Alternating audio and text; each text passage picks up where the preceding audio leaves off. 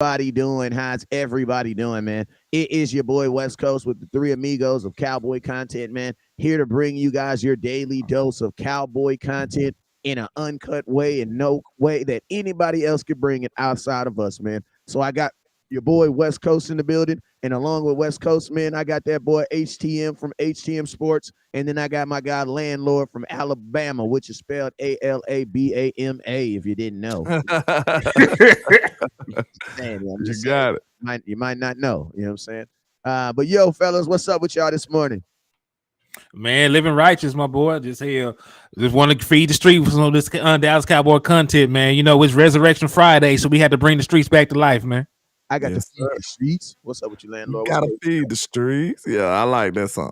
But yeah, man, we just in here trying to cook up some of this good old Cowboys content for the people, for the streets. A lot of people off, but the trap keep on moving. You understand? We gotta keep on doing our thing. So we trying to come with it, man. What's happening? Yes, sir. Yes, sir. And I need that trap. I need that trap sound bite. I'm gonna start. I'm about to load my. I started watching these. I got this dope soundboard, but I just ain't watched the damn instructional video. I'm one of those. I don't need the instructions, and I threw the. Yeah, I mean, I threw the instructions away, and it kind of feels like I might need those instructions. So I've been watching some YouTube videos, but hey, I've been watching some YouTube videos. So yo, we will be getting our soundboard game up. Trust me, you know what I'm saying? So I'm gonna need that trap sound.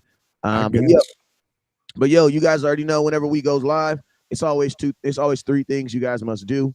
First thing you must do is you must hit that share button. So I need everybody right now, no matter where you're watching at, to go in and hit that share button. Hit that share button. Share the content right now.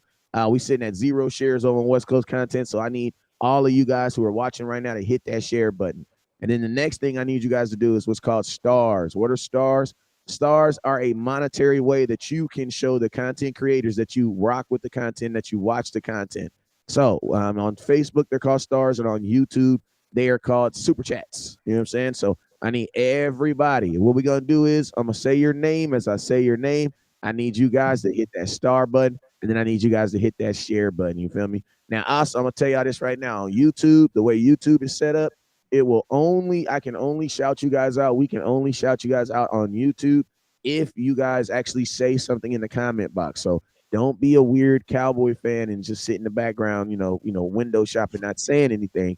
Make sure you guys say something to us on YouTube so that we can show you guys some love back. You feel me? Because Don't be with that eagle behavior now. Don't yeah, be that's behaving like an Now, eagle. hey! Don't you disrespect our fans like that? They don't run around eating shit.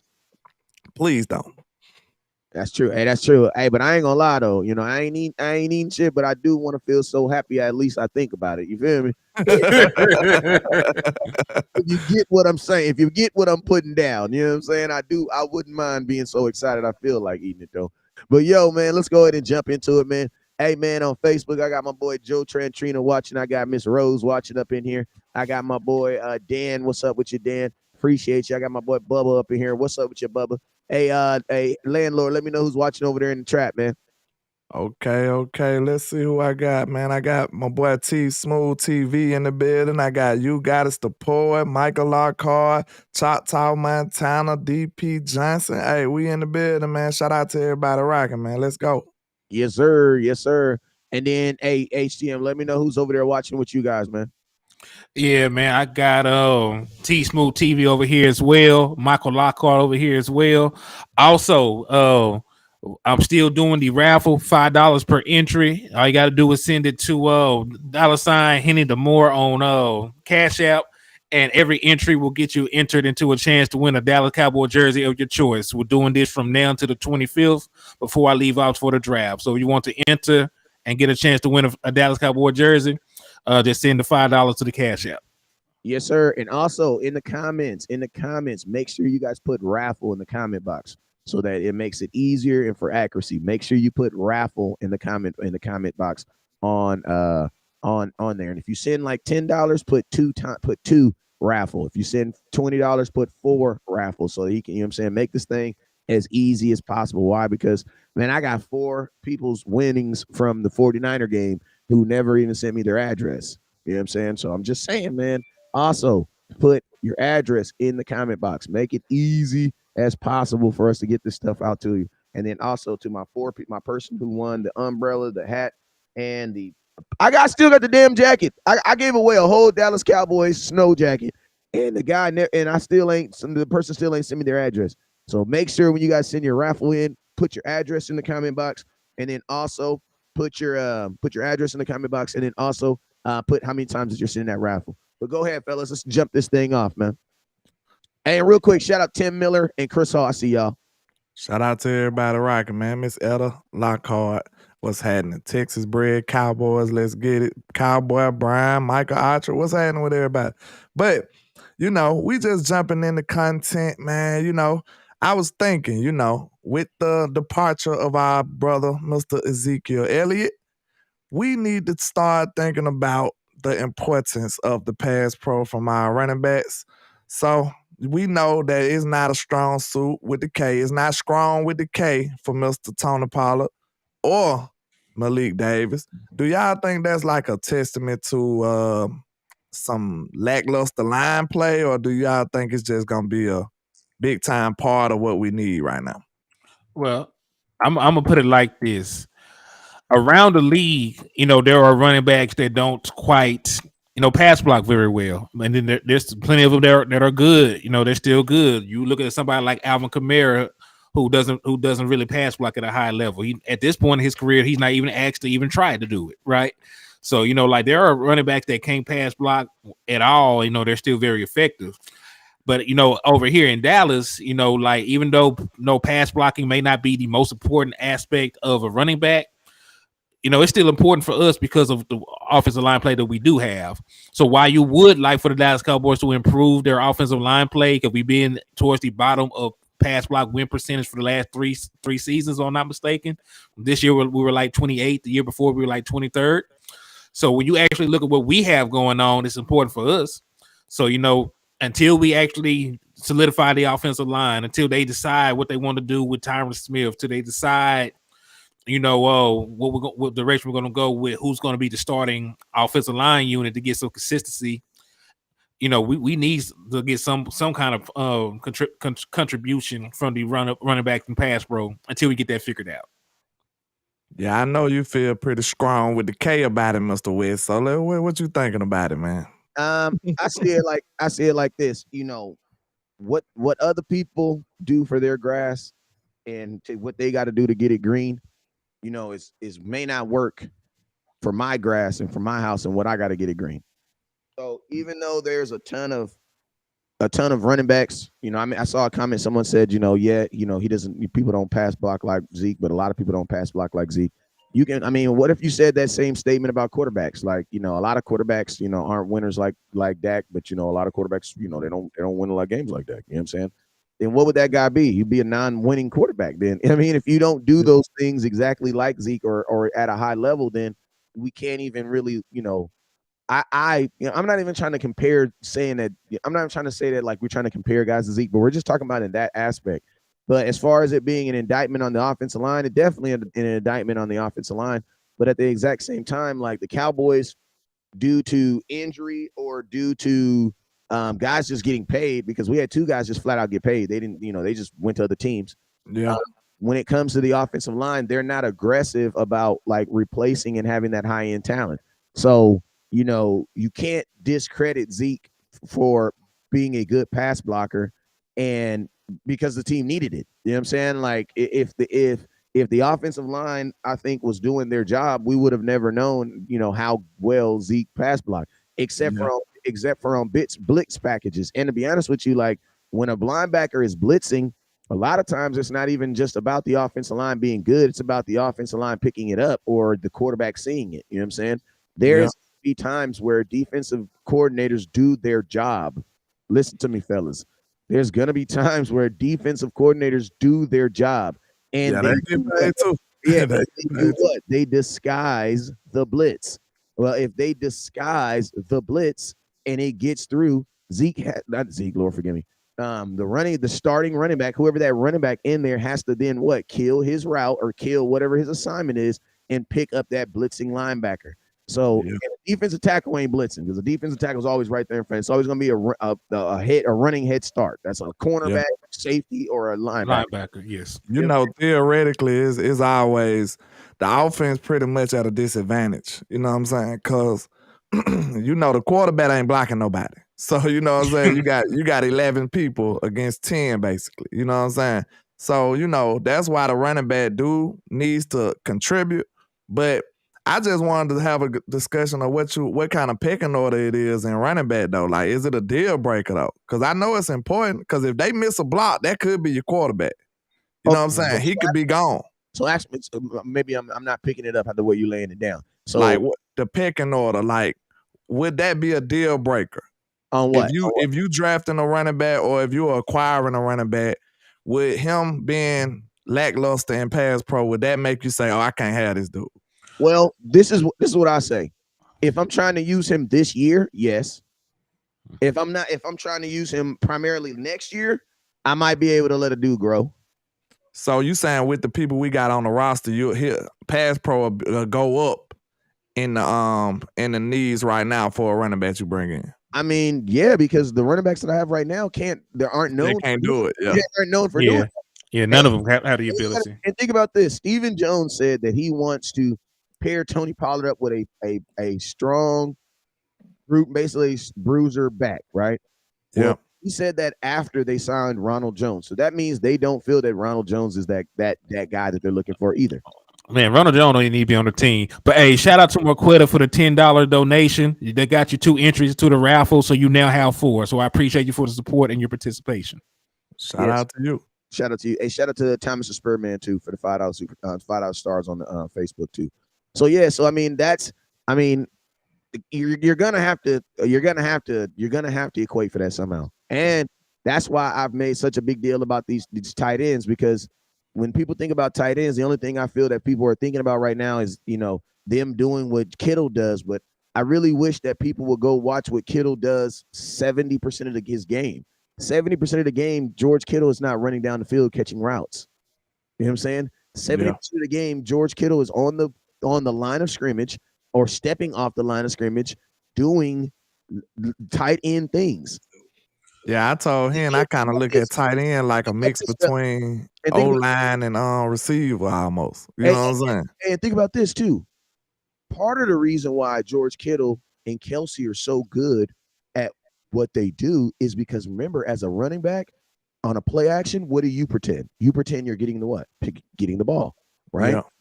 Well, on things where you're getting the tight end out in the backfield, 90% of the time, the tight end does what before he goes out and catches a ball? He pretend he blocking. Pretend he blocking. He pretends he's blocking. So that's my thing. Like, if you can't sell that you're a good blocker, a lot of those plays, they'll work, but they're just not going to work as effectively. And you got to remember, too, tight ends and the running backs are also required to do what? They're also required to chip block. That means I need you to go block this man, then still go run your route. Mm-hmm. Yeah. So yeah, that's true. Like I said, like it also is going to depend on the defensive scheme. But you know, like I said, like there's some running backs that don't get asked to do it at all. But you know, like they still have a running back on the team that can do it, right? Yeah. You know, that's why Alvin Kamara is always paired with another running back. Like, you know, Alvin Kamara, even though he makes these Pro Bowl selections, like he's never had 1,000-yard rushing season. You know, like he's like on third down, he is utilized as a passing threat. So, you know, they still have somebody else in there, you know, to do the dirty work for him.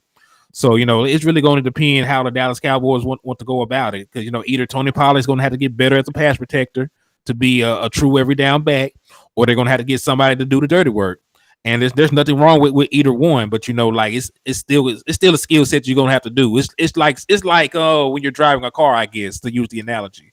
Like, yeah, you might be able to know how to parallel, you might even know how to parallel park, but you know, if you don't know the difference between the gas and the brakes, you know, you're in trouble. So you know, like you got to know how to do all of it. Yeah. So and you know, the importance of it too is, you know, and listen, Cowboy Nation, I'm optimistic with you. I'm just fair with my optimism. I feel like if you go into business and you don't think of every positive thing, you're doing your business a discourage. But if you go into business and you don't think about every negative things that can happen to you, you're also doing your business a disservice. You know what I'm saying? Yeah, you got to be prepared now. You got to be prepared for both of them. So But I mean, to keep it real with you, I, I don't, I don't think the Cowboys valued that blocking to begin with, because if he did, I don't even think we're having this conversation. You know what I'm saying? If you value that now, it doesn't mean that the Dallas Cowboys, it doesn't mean that that person's not good. It doesn't mean that that skill set's not needed. What it just means is this team does not value it. You know what I'm saying? Like, just think about this. Like, a lot of the bet, like the Chiefs, you never hear about the Chiefs having kicker problems, really. You know what I'm saying? No, you don't. You never hear about certain teams having problems with the kicker. Want to know why? Because they scoring. Not even that they're scoring, but guess what? They value having a decent kicker. So you know what they did? They got one good kicker and they've been growing with him. You know what I'm saying? Yeah.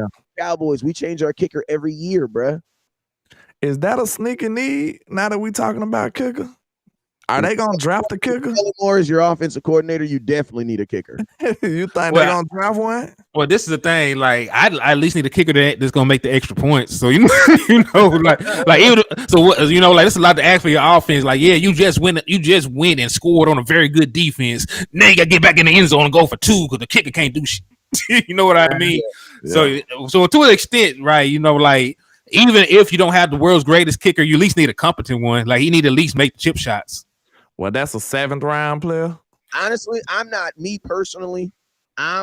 the best kicker in the think about this. The best kicker in all of this draft will probably get drafted in like the 6th round. So you know what that means? The 2nd, 3rd, and 4th kickers in this draft probably ain't gonna get drafted. There's gonna be a lot of UDFA kickers out there. Exactly. So exactly. The best kicker in all the draft will probably get drafted. Well, the top 2 kickers will get drafted. That means you'll still have 3, 4, and 5 out there. So you better make sure you better bet your last dollar you're gonna see a lot of kickers we bring in after the draft.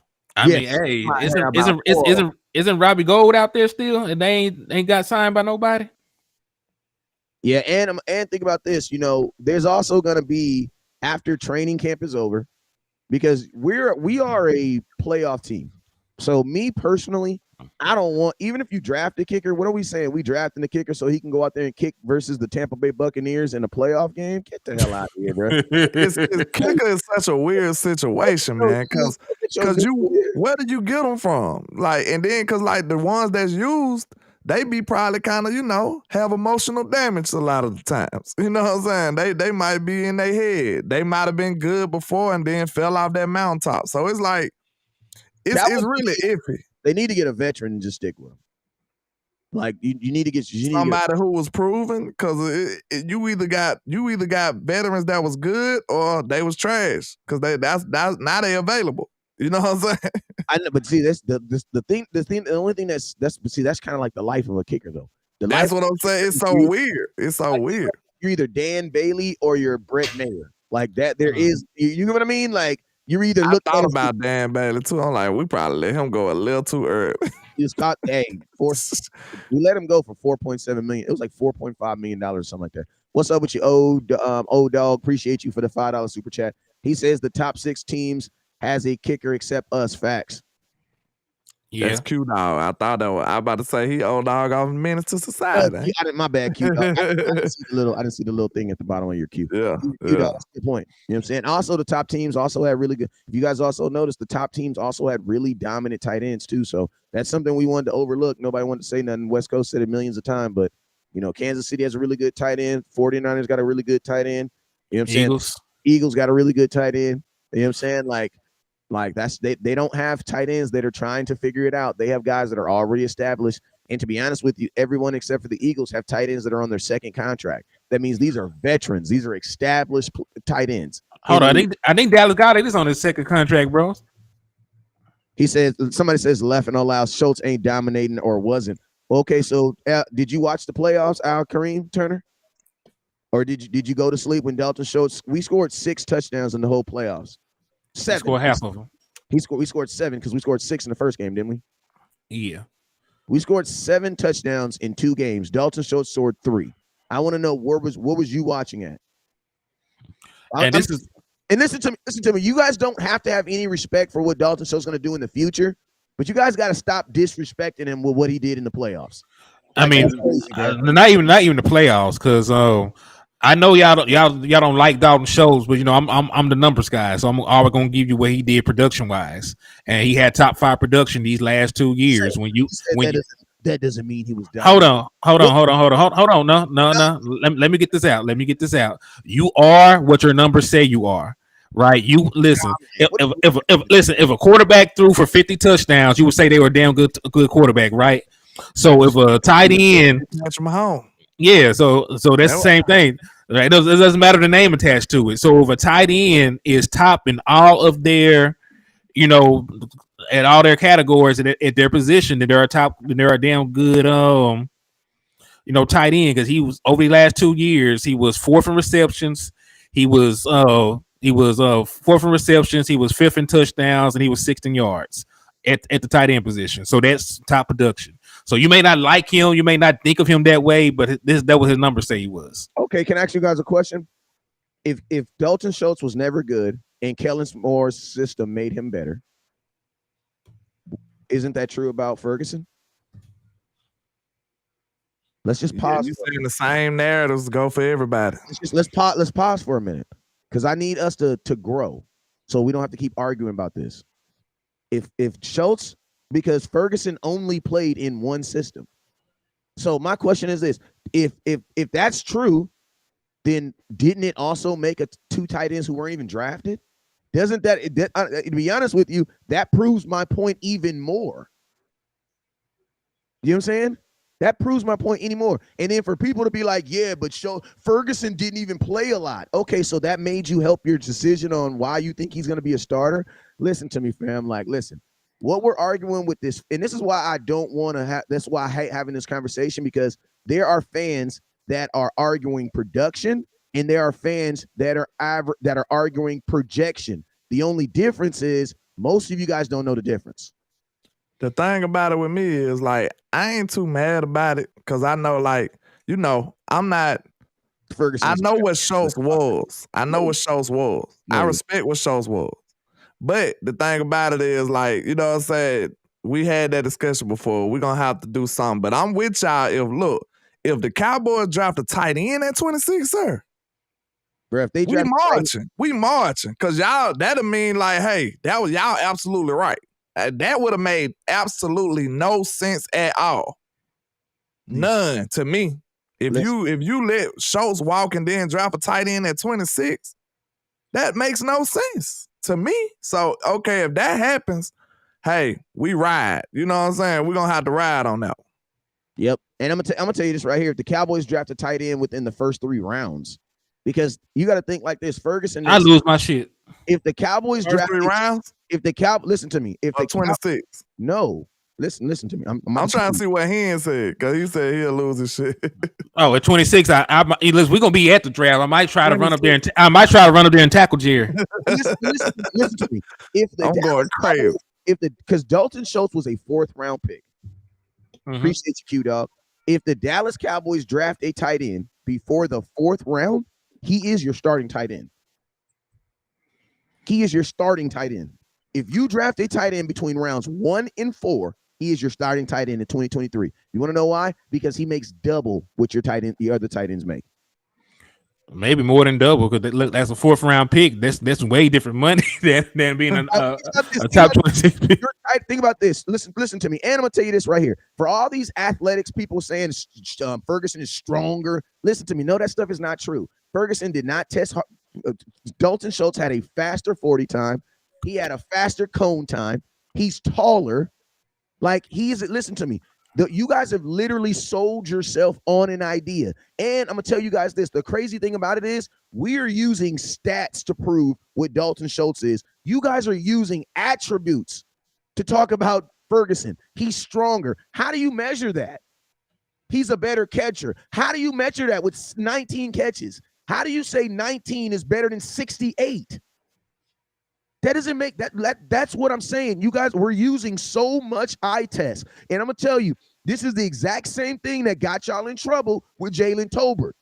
This is the exact same thing that got y'all in trouble with so many players last year. And I'm going to tell you guys, this is the reason why I go so hard on this subject, is because when these players don't end up being these God players that you guys think they're supposed to be, 6 months after only catching 17 passes, you guys know what you guys do? You say they're trash. That's on the front office, though, to me. But Putting the wrong expectations on these young players. But think about this. That's goofiness. But it is goofiness. But you know what it also has to be? We have to have intelligent fans who can understand that too. Like with Michael Gallup, I'm going to give you an example. Fans were really expecting Michael Gallup to come in here and be productive after turning an ACL. Why are people mad at Michael Gallup? Why would you should be mad at the expectations. Thank you, and that's what I said. Hold on now. Let me say this real quick. There were people, I was arguing with that said that Michael Gallup was going to be our number one wide receiver once Amari Cooper was gone. Right. I had real live argument with these folks in these Cowboy groups. Y'all know the groups I'm talking about. Y'all know what gets said. So it's not like we're overreacting. I hope that Jake Ferguson balls, man. I see half potential, but I just don't want to put the weight of the world on these kids' shoulders. Yeah, I hope Michael Gallup ball again, but it's just. Look, this is all I'm saying. You gotta look at it from a holistic view. The way they came into the season last year.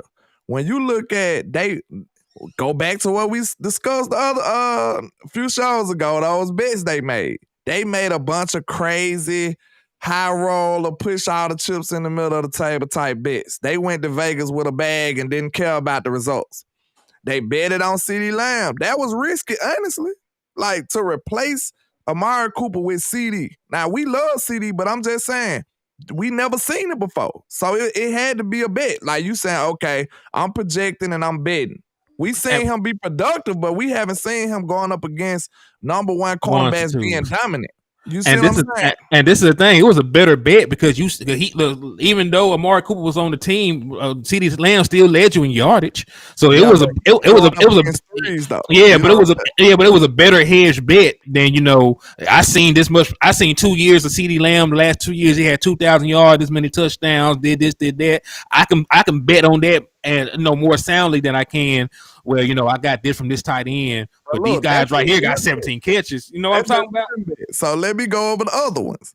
That was the first bet. You got rid of your number one wide receiver and replaced them with your, pseudo number two, number three-ish wide receiver and CeeDee Lamb. You hit on that ticket. Because CeeDee Lamb did it. It took him. You hit, but I'm just saying. I'm just showing you the nature of it. It was still a bet. You know what I'm saying? Because you never seen it before. It's just like the tight ends. We ain't seen them be number one tight ends. We ain't seen it yet. So it's an unknown. We went to the bank. We hit the jackpot on CeeDee though. Then another one was you banking on Jalen Tolbert to come out of this draft and be productive day one. You lost all your money.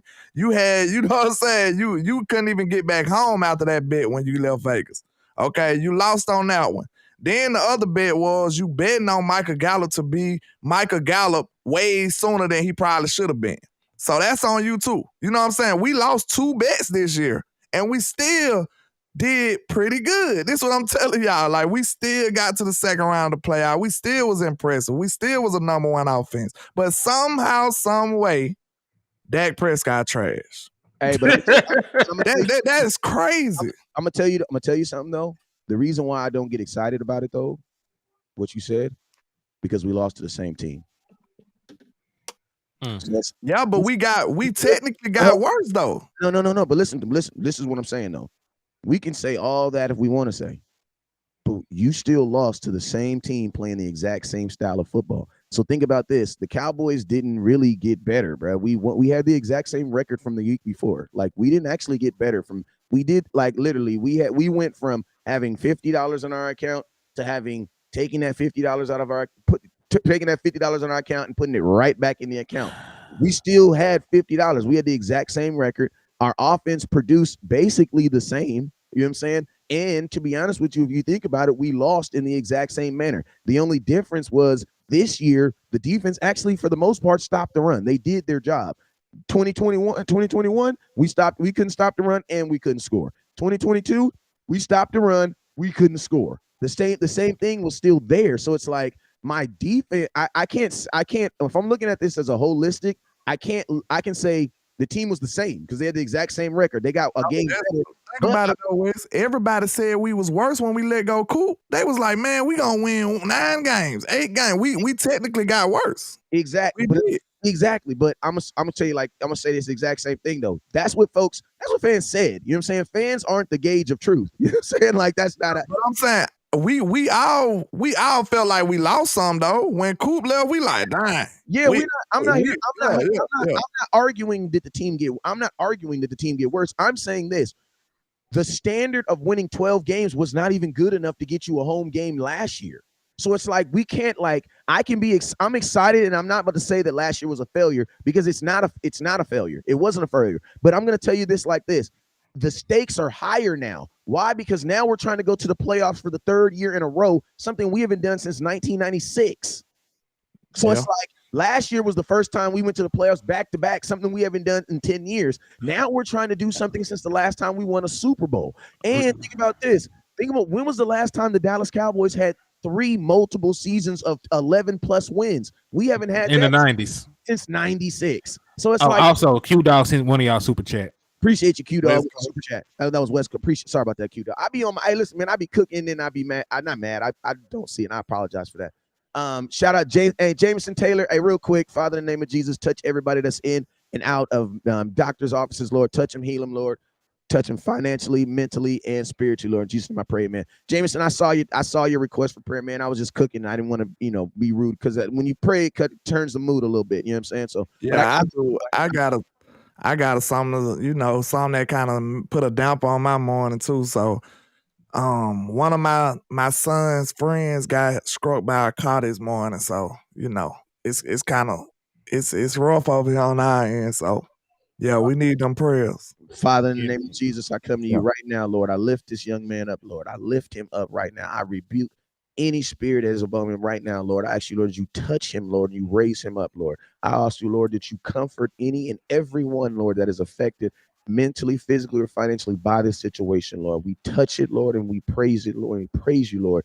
We no longer ask for prayer. Thank you. We just thank you, Lord, for his healing. In Jesus' name I pray, amen. So I'm going to tell you this right now. Going forward, when you pray for someone, we don't ask the Lord for healing anymore. All we do is we thank the Lord for the healing. You know why? Because that's called walking in your faith.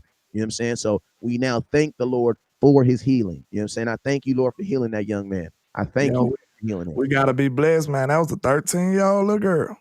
Oh, man. Oh, man. It was sad, man. The landlord told me that this morning, man. Like, damn. And she in my community, so it's a little rough this morning. I feel it. Well, hey, man. Listen to me. This is what we here for, though, man. This is what we here for, man. I'm gonna tell y'all this right here, man. Like, you know what I'm saying? I had situations. You go on live. I've had situations, and man, I'm gonna tell you this right here.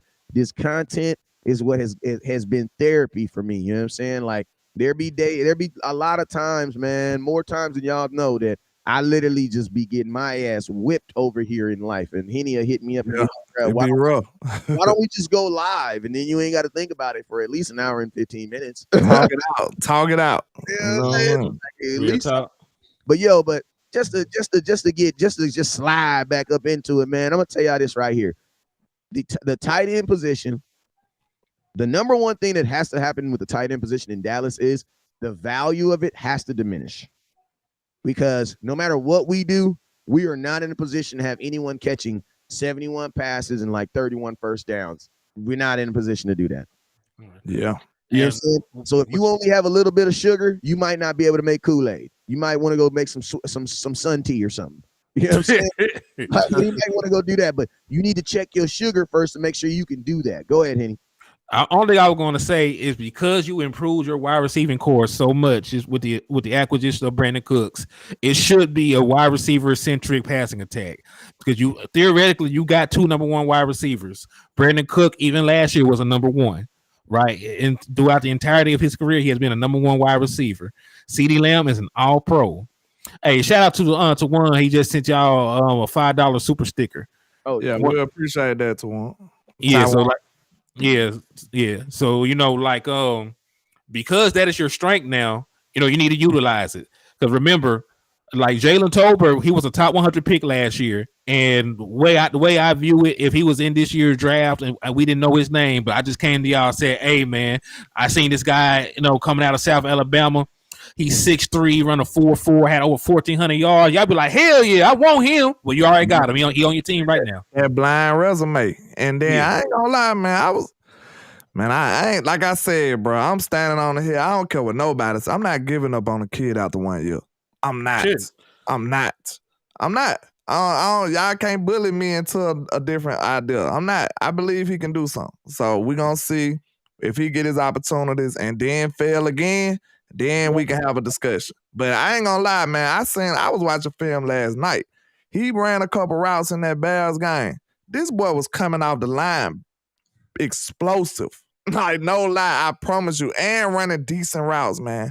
I feel like the kid can play. I don't know why he wasn't, they said he was trying to learn and play at the same time, so that pretty much sums up why he couldn't be effective. What did Mike McCarthy say, Wes?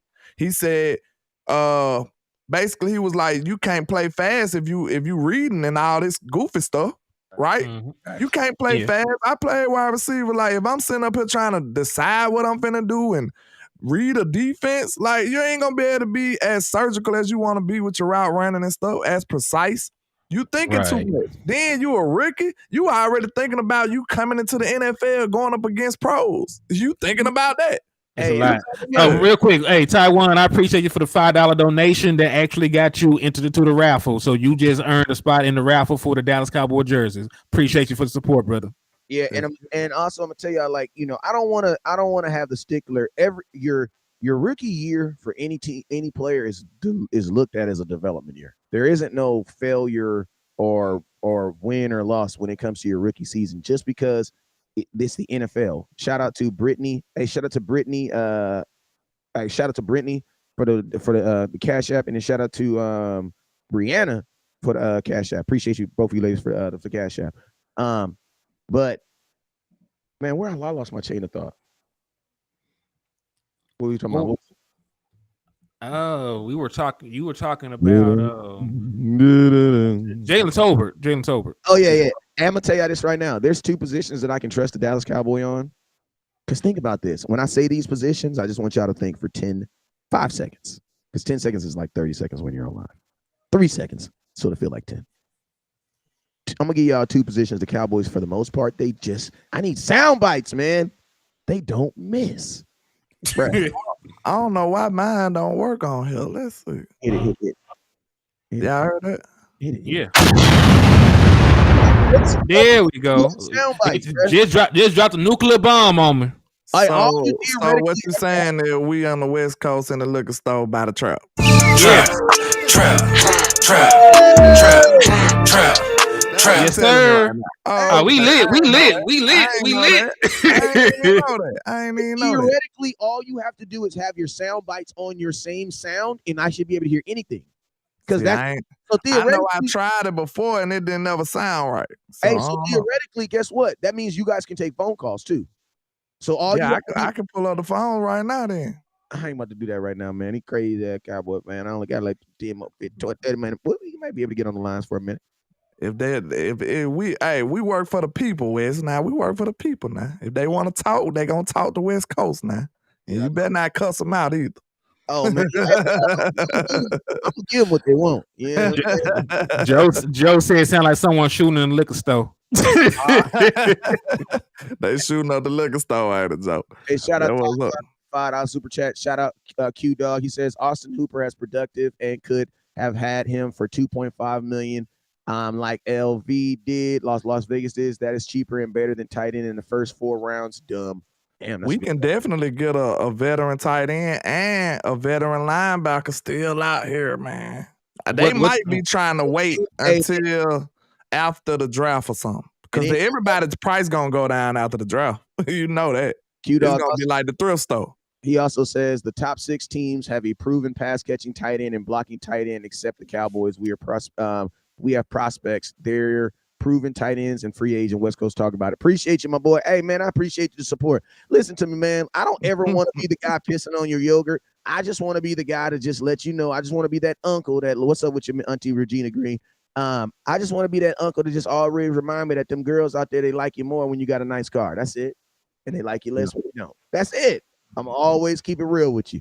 You know what I'm saying? And guess what? If it works out, then it works out. It's not even really about being right or wrong. I think it's more about being like in life, you want to have options. You know what I'm saying? And you want to know all of the options. You know what I'm saying? Everything that's going around. So I think that's what I try to always make sure. Like whenever there's a positive, I also want to make sure that I'm giving, a ample amount of, time to the what if, because So what you're saying is you old school.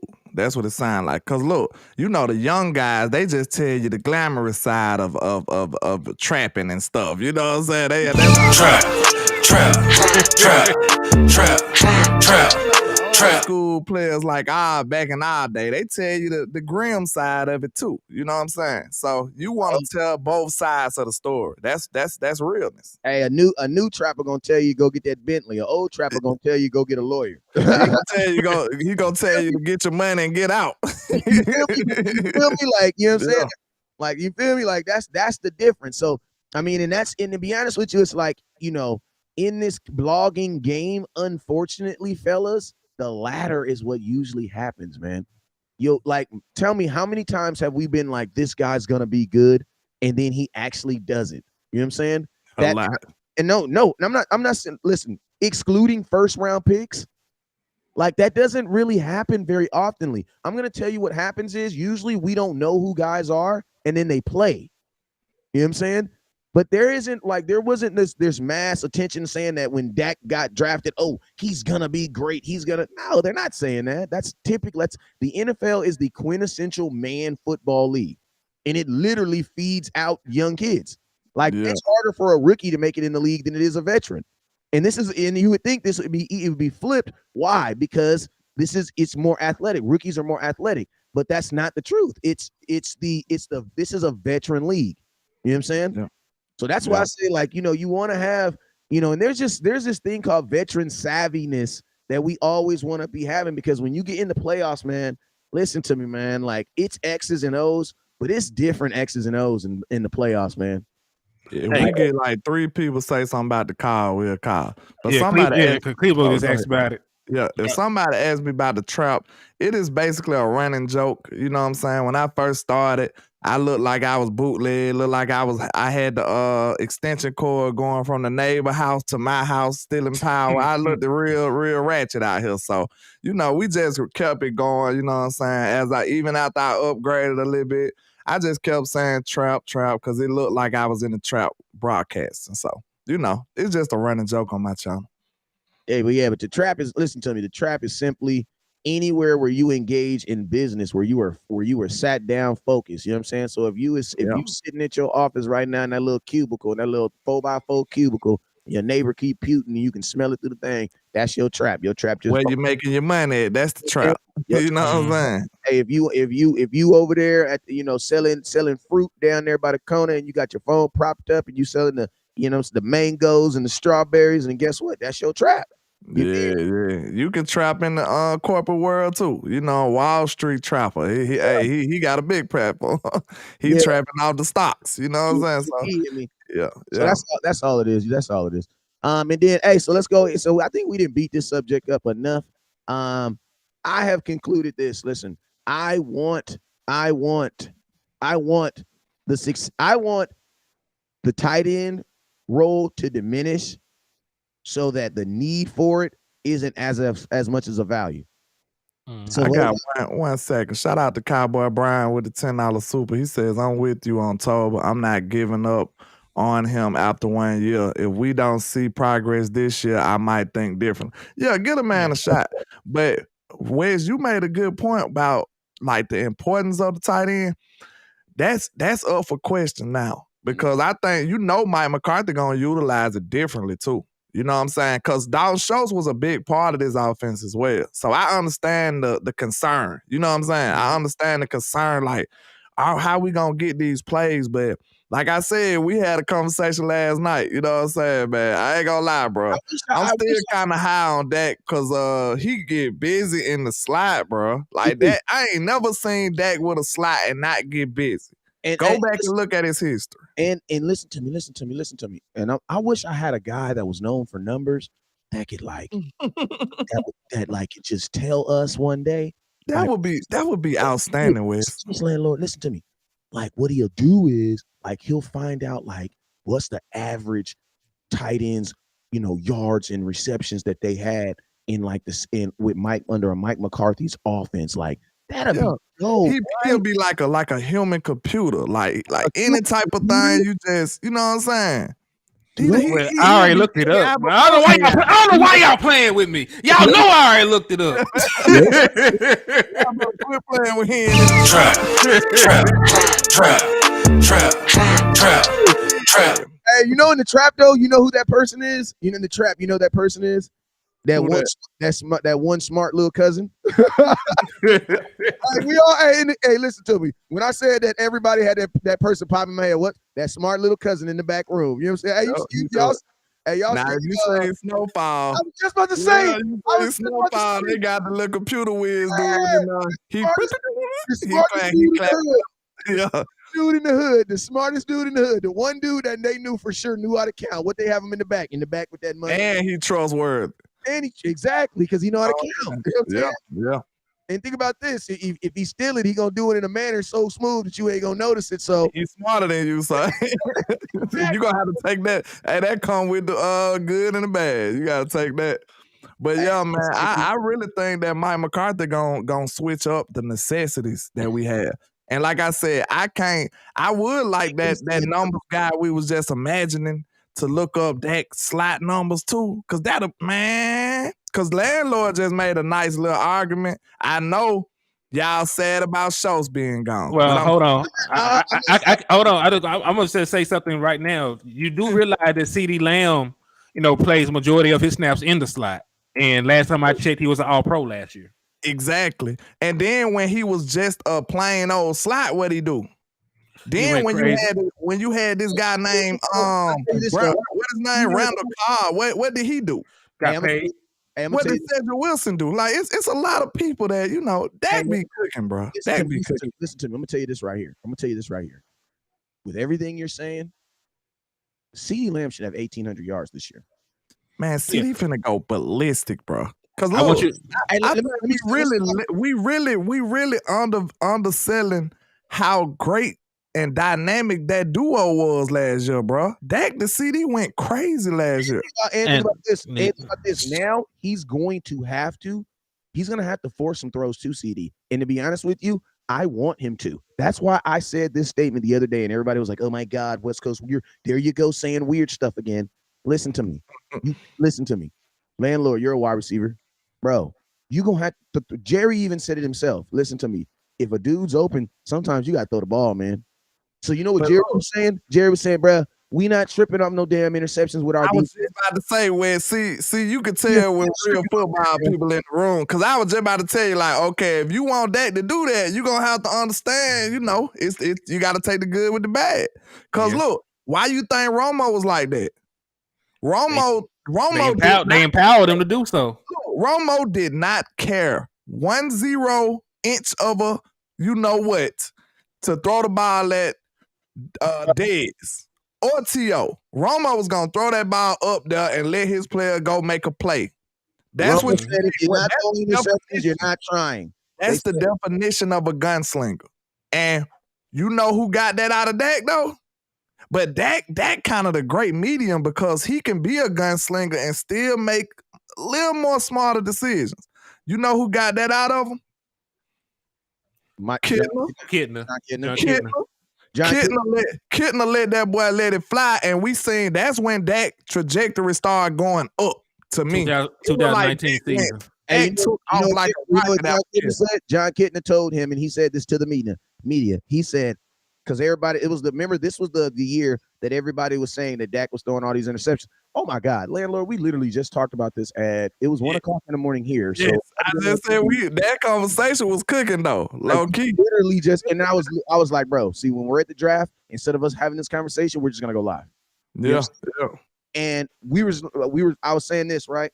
First off, John Kittner told Dak Prescott, because at training camp he was throwing all the interceptions, right? And they asked him about the interceptions at training camp. They asked John Kitna, and John Kitna told him this. He said, I told him to let it fly. Let it rip. Yes. Let it fly. And he said, and if you throw an interception, it's on me. You know what I'm saying? And that's when I start telling landlord, like, and I was just telling him, like, that's why I love going to training camp, because when I go to training camp, I remember at the beginning of the training camp, Dak was tearing these mother effers apart. Cooking. He was tearing, he was eating digs. All the corners was looking like ass. He was tearing them all up. But guess what, bro? When you go to practice with someone 2 days, every day, every single day, because you know in training camp, they practice like 6 days a week. And for a few years, you got to add the years in there too. So as the practice got on, and Dak is running the same plays. Of course he's going to throw interceptions. Why? Because, bro, you're going up against the same guy. That's why it was so dope when Izzy said, man, listen to me. Trevon Diggs do some stuff, but I seen this dude do some stuff at practice. He's cooking in practice. Oh, my God. You know what I'm saying? And that's up to us, to real football players. That's like, wow. Why? Because we know, bro, dudes are different in practice. Why? Because, bro, I know who you are. I know who you are. All your traits. That's why it always be interesting when ex-teammates line up against each other, because they know each other so well. You know what I'm saying? They like, bro, I've been practicing against you forever. That's why we interested to see. That's why we interested to see, like, people. I can't wait to see this year with Trey going up against Waddle and stuff. Like, know what I'm saying? These boys know each other from practice. You know what I'm saying? So it's gonna be. That's what we got into that conversation, and we broke it down to, like, bro, if I consistently beat you in practice, bro, that means you just can't touch me, bro. You can't mess with me. That's what that means. Because you know me, you know all my characteristics, you know all my moves. And that's what made that conversation interesting when we talked about that with Israel. When you said about Amari Cooper, he said, man, it don't matter what he do. He could do the same release 3 times. You're going to get tricked every time. Trap. Like, that was dope. Hey, I'm gonna ask you a question. Landlord. What is the highest compliment that you could give a wide receiver on his route running? I mean, that's kind of, but it's kind of like this. When someone says, bro, he runs the route tree, every route looks exactly the same.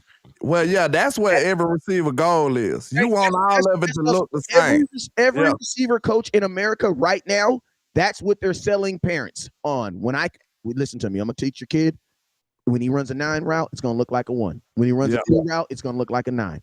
Why? Because you want the cornerback to have to. You want the cornerbacks to think. Like, I'm gonna be honest with you, I played wide receiver a long period of my life.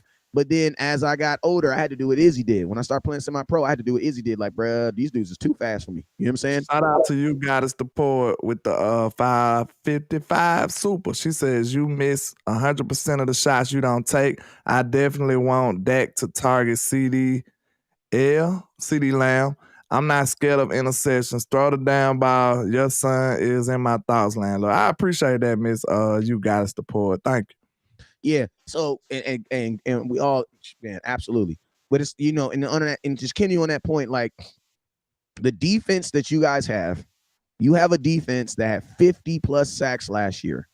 You can't be worrying about freaking throwing interceptions. What they say what that boy Jeezy said, what you know about he said stacking your money and going to the mall and spending all the 1s and the 20s. You know, 1s. Yeah.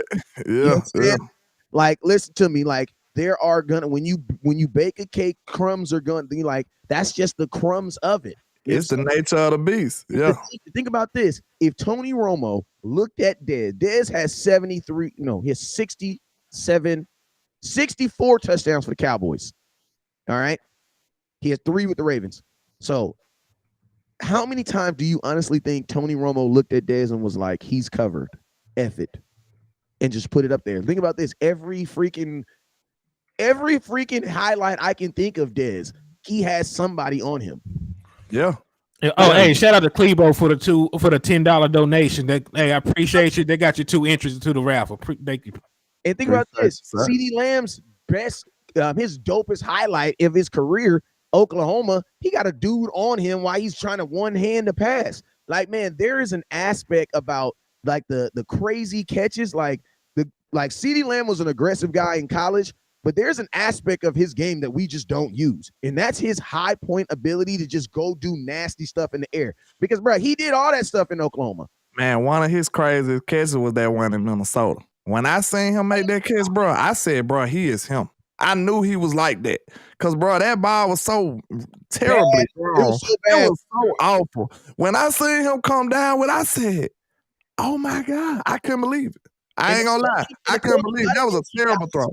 And the cool thing about it is the catch was nasty, but I'm going to tell you the hardest part of everything was getting his feet down, bro. Because realistically, the ball, that was a throwaway ball. And it was a ball thrown by a backup quarterback. So backup quarterback don't throw interceptions. You want to know why? Because, man, he ain't got nothing to lose. You can't. And you seen what he did to the dude in the Giants. That one-hander on the sideline, and then he told him he was too small. You know what I'm saying? Like, see, he like that, bro. Or think about the catch versus in New England. You know what I'm saying? So he got that 50-50 ball ability, man. So that's what I'm saying, man.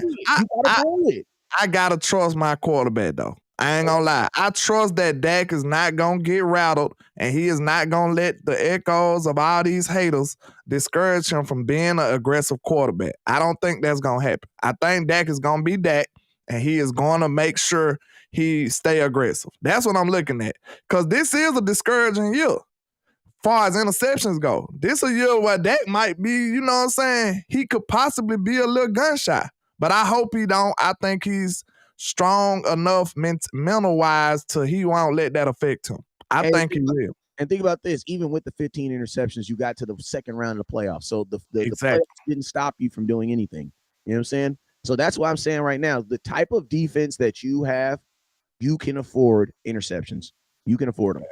Facts. And then, like you said, that will bring the best out of him and CeeDee Lamb, too. Yes. CeeDee Lamb, they just scratching the surface, though. That's what's so crazy.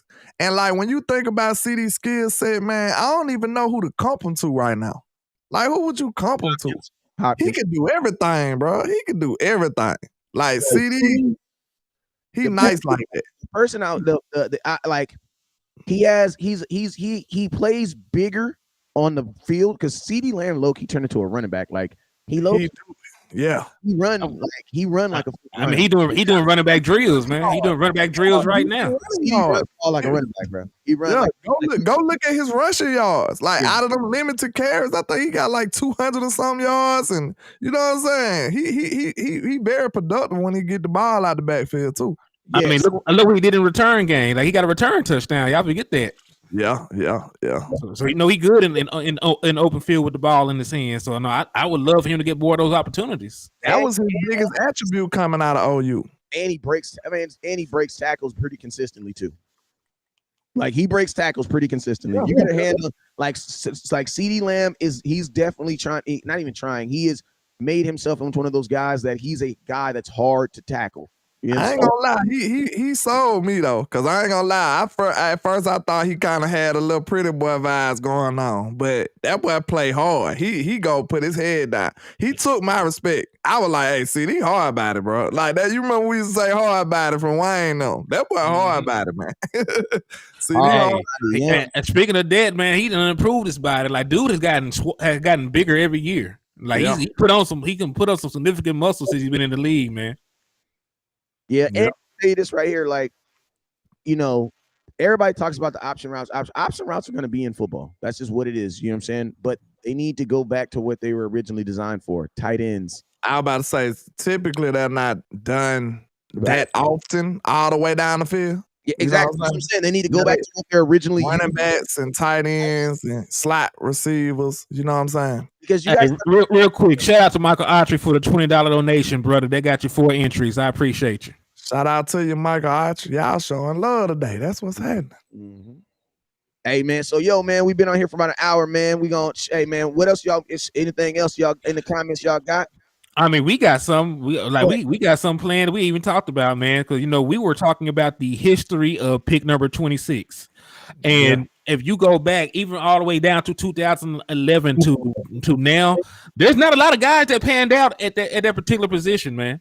Yeah. And I'm just gonna read you the list of people, and I know you ain't heard. I know you don't remember half these guys. So let me just for real. Let's run through this real quick.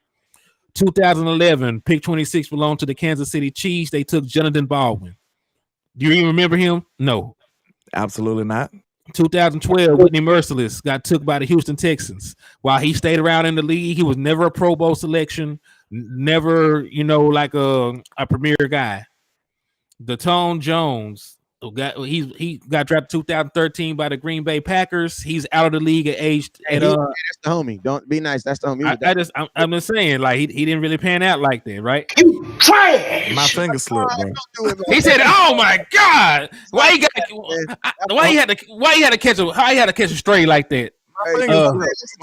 Jones is the reason why. Hey, that's the homie, man. Hey, Marcus, not him necessarily, but Marcus Smith, 2014 Philadelphia Eagles. Do y'all remember him? No, nobody does. Rashad Perriman, like he ain't lived up to that draft spot yet. Let's keep it real. This is one gonna hit home for you the very next year. Okay. Paxton Lynch. And this was almost y'all quarterback, and y'all be sitting up here hating on Dak. Trap. You got us to pour with the 222. She says landlord and HTM did a vid on Dak interceptions at Cowboy Brian. Yeah, we broke them all down. them all down. And remember we're pick 26, but we're only going to be picking 20. We're going to be the 25th player though, because Miami lost a pick for cheating. Or was it the other way around? Was we actually 27th and we gonna be picking 26 because of Miami?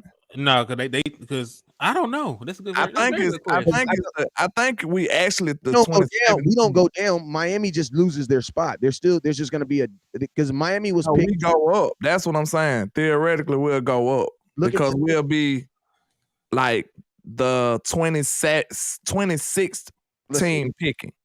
Even though we'll be really the 27th, I believe. It's either that way or the way you say it. It's one of those two. Yeah. So Miami over here getting in trouble, getting banned because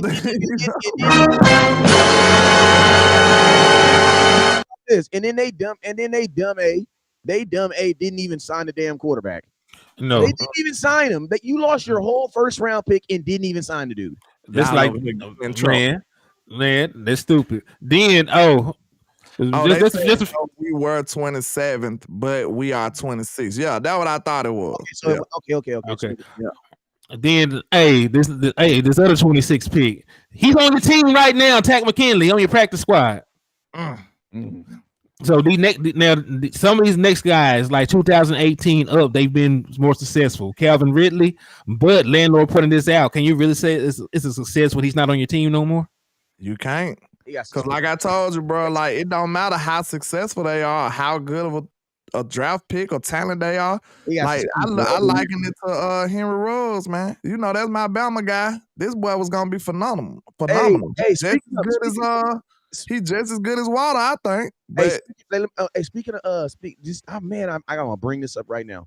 Speaking of Bama guys, DJ Fluker was at that mother freaker looks huge. Yeah, he's a very huge human being. And I'm gonna tell you this right now: those type of guys are the type of guys Cowboys like bringing in. But I'm just saying, just like Starter Kick Duke said, shout out to you. Really nice. But look, really ain't on your team no more. You know what I'm saying? He had to go to the Jacksonville, remember? And he got suspended for a year too. Yeah, see that what I'm saying? Okay, that's what's gonna be alarming for people like the Carter kid that got a little baggage now. You know what I'm saying? It don't matter how good the prospect is. If he ain't on the field, he ain't on the field. And it really don't matter why he ain't on the field. It don't matter after a while. Carter kid get indicted or anything on any type of charges for that? No, he all right. But you know how it go, bro. If you got rumbles this late, they like, everybody gonna be semi-standoffish. But he's such a big. How did he not get indicted? Like, isn't that the same thing that happened with the dude in the Raiders kid? No, because he wasn't. The car he was driving didn't wreck. Like, he didn't cause the accident. The person he was racing was drunk and wrecked their car. Street racing is illegal, but the person wrecking had nothing to do with his driving. And did it himself, right? I feel like on the West Coast they don't give a damn. because I feel like people have gotten charged regardless. Guys, if you're engaged in street rest, you get in Cali. Because Ruggs drunk. Ruggs, did he actually hit somebody? Right? Yeah, he hit somebody and killed somebody. You kill somebody. See, that's what I'm saying. Like after a while, it don't matter. That's what I was telling him because it's a good conversation. Because like them damn Corvettes kill more folks. Them damn Corvettes, bro. You gotta be on the team. Like it don't matter how good of a player you was. Well, where you be a good player at on the field, and if you ain't on the field, it don't matter. You know what I'm saying? So that's a part of your evaluation. That's why we biting the bullet right now on Kevin Joseph right now because he had some red flags, but we ignored them. You know what I'm saying? The only thing I'm gonna say then, if we're going just by that assessment, right? The only 26 pick so far that has panned out is Montez Sweat, and he's nice though. But hey, he got 1 year probation. Hey, I know the one kid. Listen to me. I'm gonna tell y'all this. The dude from Georgia. I'm gonna tell y'all this right now though. The NFL is changing. Because I'm gonna tell you, I feel like 5 years ago, if this dude would have been involved in this, he would almost be undraftable. Because Lael Collins, who should have been a first round pick, was in a similar. All they had to do was, and the investigation was over 2 days after the draft. Like, come on, they didn't even. They knew this. They knew they were not going to indict Lael Collins on murder. It's like, come on, bro. They knew they were not going to indict him. You know what I'm saying? Murder was the case. And you know Jerry's slightly nefarious now. You know Jerry. Guys, but what I'm saying is the whole NFL is starting to be nefarious because, bro, they don't care. I haven't heard about this Carter dude dropping. He ain't gonna drop far. I tell you that. That's what I'm saying. Like people, he might still be top 5. So they said he ain't falling out of top 10. So think about this. So what I'm saying is, when we talk to you guys about players who have issues and stuff like that, as long as they producing, so guess what? If Kelvin Joseph start producing, I'm not gonna give a damn about nothing he did on the field. But look, we don't talk about this much because he's such a phenomenal player. You know who had red flags? Micah. Micah had red flags coming out. He was not about to get me canceled, bro. Next subject. I'm just saying. I'm not about to have. We shall not speak on what will not be speak on. No, I just talked about. All we said a blank statement. Red flags. That's a euphemism for whatever you want to put up in there. Dak had red flags too, though. Everybody had red flags. I'm glad they did because they Cowboys now. You got to be slightly nefarious now. That's what we're telling you. But no, all jokes aside, it's still. It's a good side to it and it's a bad side to it. But honestly, man, it seems like some of the best players be having them flags, though. It be like, man, this dude, but he like this. It's like, you got to be a special, humble type player to be this big on campus and still be a nice guy. It's kind of rare. So when you get a player like that, you got to really like, you know what I'm saying, be happy about it. Typically, they come in quarterbacks a lot, too, though. Hey, it's easier for quarterbacks to hide stuff. We should all have a moment of clarity. If you want to have a moment of clarity, walk up to your gal right now, kiss a real fat kiss on the lips, and say, baby, be real with me. When you met me, did I have any red flags? If she kiss you back and just walk off, she good. But if she my girl gonna be like, boy, you a walking red flag. Bro, listen to me. Yo, she gonna be my like, girl like, they ain't gonna play with me. Babe, you know how you were saying that you were going to work from 9 to 5, and and you always going down there in Oak Cliff, and there's no. No, I was slightly nefarious. Slightly nefarious. Slightly. The GPS says you're at such and such. I mean, there was little red flags. There were, little here's and there's. You never put the seat up. Never put it down. Like, it's crazy. Somebody said greetings from Mexico. Mexico. I don't know what the rest of it is, but salute to you. From the Mexico? Like the Mexico. Like Mexico. Gustavo, I'm not Gustavo Barbosa Cerrito. I did good. Let me know if I did great. Rate my execution on that name pronunciation. You know, a 3. I'm rating it a 3. Don't do that. Gustavo is right. Hey, good morning. We got the big time show in the building. What's up with you, OG? What's up with you, my guy? Appreciate you. Hey, slide. Hey, let's jump on one day next week. Try Monday. What you think? Chata said a -9. Y'all don't do me right, bro. Y'all dead wrong. Man, yeah, you spoke some French. He said a 4 out of 10. Look. I know Gustavo is right though, and Barbosa. I know them two right. Right here though, Gustavo, Barbosa, Cerrito. That's the one I got wrong, but the first two I know them right. Yeah, Gustavo and Barbosa. I know that. And I live in Cali, man. You supposed to be bilingual. I speak broken English. Y'all know that. You know what I'm saying? No, I said we're supposed to be bilingual, saying in Cali. Oh, I am. But I'm as soon as I go. But you know Spanish. You supposed to know Spanish then. I know. As soon as I walk up to the taco stand, I know exactly what I'm ordering. Look at on Taco Bell. That was you mean. John says, "Hey, tell him West Coast. That's the Alabama slang." Heard that. Q Dog said I had too many red flags. Yeah, we all gonna have some red flags. He said, "Thanks for all the work. We appreciate you, man. We appreciate you, sir." Like my pastor say, as long as our good outweigh our bad, we always gonna be all right. You know what I'm saying? Brian Peter said, "I was so wrong on Michael, passionately wrong." Ain't that's a great feeling though, right? That's an excellent feeling to me. I love to be wrong about my player. Like, give me a pleasant surprise. Shout out to the show with the $5 soup. I appreciate you, sir. Yes, sir. We did great reactions, West Coast. I said I might go digging in them crates and put a little compilation together or something. Mm-hmm. We had some good reactions to them games. What, from this year? Yeah, we're doing the watch parties. Show, yeah, from the watch parties and stuff. Oh, hell yeah. Yeah, we had some good reactions to them games. Yeah. Hey, the highs and the lows of 2020. Yeah. That's what's gonna be. Cause it's gonna be a mixtape.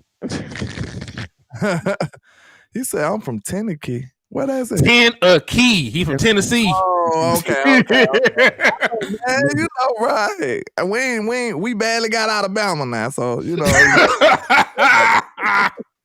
We take one vacation a year, maybe. Hopefully. It says I was scared that we reached the guy who didn't play 2020. So yeah, Micah wasn't an early round pick for me either, but we were both wrong early initially. I love to be wrong about my Me too. I love to be wrong about my I love to be wrong too. LVE down the stretch. Cause I was bad. I was low on him. And then he showed up. Yeah. He showed up. Hey, and I'm gonna tell y'all this right now. I ain't never wrong. You wanna know why? Because when I'm wrong, I could be right, and when I'm right, I could be wrong. I'm gonna tell y'all why. I'm gonna tell y'all what to do though. No unknowns and no. Hey, listen. There are known knowns. There are known unknowns, and there are unknown unknowns. Things we don't know. We don't know. Hey, listen. This is what I realized. Right? This is what I realized. As long as you speak your truth in that moment, you'll never be wrong. You know what I'm saying? Because guess what? And then you got to also remember this: as the facts change, you have the ability to change your facts. You know what I'm saying? So a lot of the stuff that we say about players in content and things that are going on, it's not that we'll be wrong a month from now. It's that we are correct in what you're looking at right now. And to be honest with you, that's how it should always be in football. Because in football, you should only be using film. You should only be using film. You know what I'm saying? You should only be using what you can physically see right now. So if you see a guy that isn't doing those attributes and trait right now, then you could be like, yeah, he's not good. And to be honest with you, that's what I did with CeeDee Lamb. At the beginning of this season, what was my biggest thing? What was I kept saying? Everybody want to say, West Coast, you was wrong about CeeDee Lamb. I said, no, I wasn't wrong. I said CeeDee Lamb is not a number one receiver. What? Yet. You was saying what you saw at the time. It's a difference of evaluating a player right now than projecting a player. Because I do a lot of projections. And to be fair, a lot of people give me credit about Bland. I was right, but I was wrong about a lot of people too. I was wrong about Kevin Joseph. I was wrong. I thought he would be good, but I think a lot of people thought he was about himself. He thought his rap was good. I thought a lot of people thought he was gonna be decent though. At least this year, I thought he was gonna take over the 2 spot, but I was wrong. So it's cool to be wrong sometimes too. I thought Quinn Bohanna was gonna take another step. You know, it looked like he was off to a good start, and then he kind of, fell down back to reality some kind of way. But everybody had their projections. I feel like I'm finna go right back into them again. You know what I'm saying? I'm finna go right back into my projections of who I think finna step up and all that right now. So I'm going full throttle right back into it. So, hey, we'll see who I'm right on and see who I'm wrong on. But I'm telling you, like I said, nobody seen Bland being that good. Know what I'm saying? Nobody did. West Coast did. I was one of the first people when I first seen him in preseason. I was like, oh, he good. Yeah, he good. I got you then. I mean, but see, listen to me. The first video I made was with Deron Bland. He was at training camp, and I ranked him as because Trevon Diggs didn't practice that day, and everybody took the video crazy because I said he was the best cornerback that day. But Trevon Diggs also didn't practice that day, right? But that's why there was so much hate on the video. But I still highlighted that the dude was playing well. And I'm gonna tell y'all, that is the importance of training camp. And I'm gonna tell y'all this right here. Some people will say, well, West Coast, you were wrong about Dennis Houston. I wasn't wrong about Dennis Houston. Why? Because, man, Dennis Houston was tearing their ass up at training camp. And he's still on the team, too. And still on the team. But yeah, he on practice squad. That's hey, if he's still on the team, that's a win.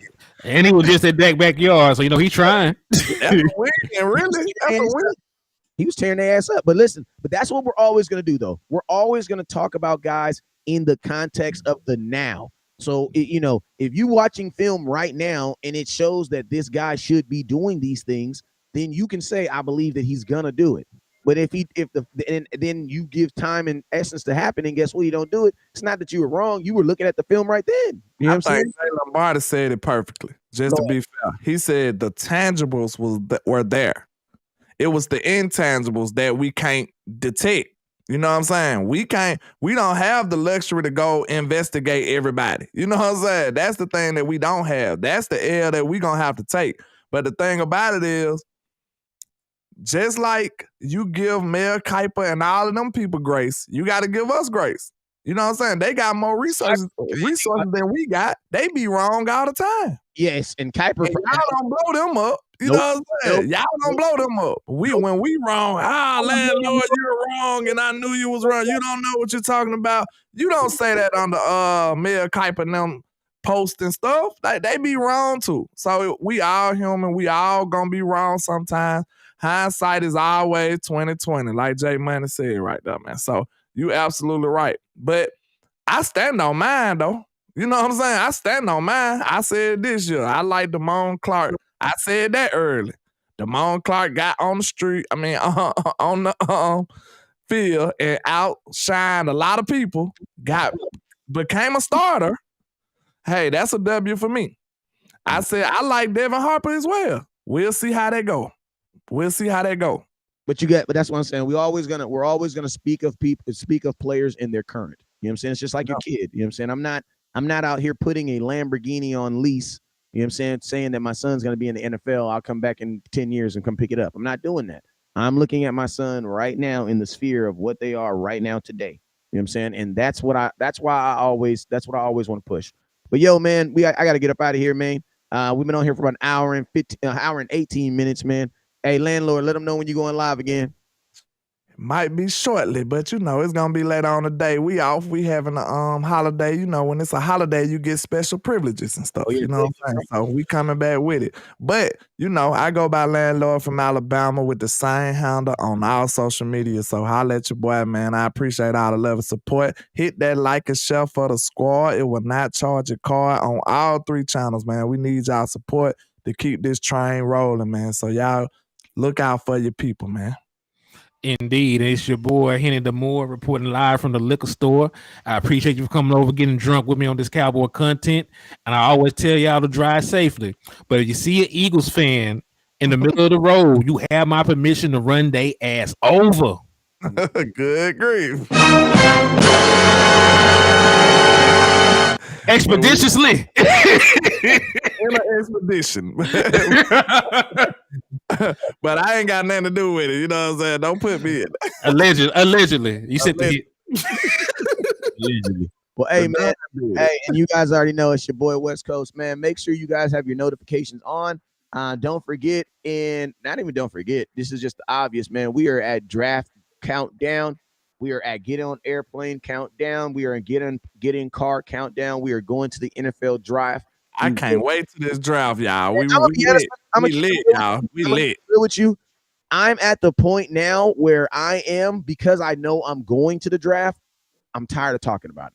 I'm ready to go. I'm just being honest. Like, I'm totally honest with you. Like, I feel like the more I talk about it, the longer it's taking to get here. You know what I'm saying? Like, I'm live reaction's gonna be crazy. Yeah, like, after man, they like- draft somebody, it's gonna be crazy. I'm ready to go, bro. I'm ready to go. Like, I'm ready to go. And think about this and you know the crazy thing about this is, think about this, fellas. After the draft, like these next 2 weeks, the draft is literally like in 2 weeks, right? Well, Yeah. 3 weeks, 3 weeks. 3 weeks we'll be at the draft. Boom, draft's here. Then, as soon as the draft's over, it's what? May 1st. Then you have the damn season release. Mini count. Mini camps. You're gonna get through May. Then you literally have a month and a half until training camp. In less than 4 months, you're gonna be out. They're gonna be out. What is this? April, May, June, July. Damn, less than 4 months, bro. Dallas Cowboys gonna be in Southern California for training camp. We are literally almost over this. This finna go crazy though. Thank The God. suck, we still got the suck coming. The suck is still coming though. And we gonna do all that with y'all support. We appreciate that too, man. That's that. We shall survive. We shall survive because of y'all, man. Yes, Hey, sir. man, I'm out of here. I appreciate y'all. You already know what it is, man. Make sure y'all tune in. Make sure y'all got your notifications on. And you already know what it is. Never look down.